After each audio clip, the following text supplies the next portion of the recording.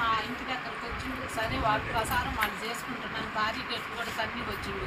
కొద్దిగా రాజకీయాలు చేయకుండా నీతి రాజకీయాలు చేయమని చెప్పండి. వాళ్ళకి అలవాటు కొద్దిగా రాజకీయాలు, రౌడీయిజం చేయటం. మేము ఆ రోజు మా ఇంటి దగ్గరకు వచ్చినా కూడా ఎలక్షన్ టైం మేము అనకూడదు అని, సరే ఎవరి ప్రసారం వాళ్ళది ఎవరికి వాళ్ళకు ఉంటుందని మేము ప్రశాంతంగా ఉన్నాం. ఈరోజు సిరిగిరిపాటు మేము వచ్చాము. ఎల్లుడికి ఏ ఊరైనా వెళ్తాం, సిరిగిరిపాటు మేము ప్రశాంతంగా చేసుకుంటాం. ఊళ్ళో వాళ్ళని అడగమనండి, మేము ఏమన్నా గొడవ చేసామా, మేము వెళ్ళిన ఇంటికి వాళ్ళు తీసుకెళ్ళిన ఇళ్ళకి వెళ్ళి మేము ఫ్యాన్ గుర్తుకు ఓటేయండి అమ్మా అని అడుగుతున్నాం. మేము అంతకు తప్పితే మేమేం ఏమన్నా గొడవలు చేసామా? మా పక్కన వచ్చిన వాళ్ళు వాళ్ళని ఏమన్నా వాళ్ళ ఊళ్ళో వాళ్ళని ఒక మాట అన్నారేమో కనుక్కోమనండి. పోలీసులు వైఎస్ఆర్ పార్టీ వాళ్ళకి అండగా ఉంటున్నారు. ఇప్పుడు ఎస్పీ సమాధానం చెప్పాలా? ఇప్పుడు ఎస్ఐకి కూడా దెబ్బలు జరిగినాయి కదా. మేము అంతకుముందు వైఎస్ఆర్ వాళ్ళు పోలీసులు అండగా ఉంటున్నారు. ఇప్పుడు సమాధానం చెప్పాలి, ఎవరు గొడవ చేసింది, ఎవరు చేసిందని.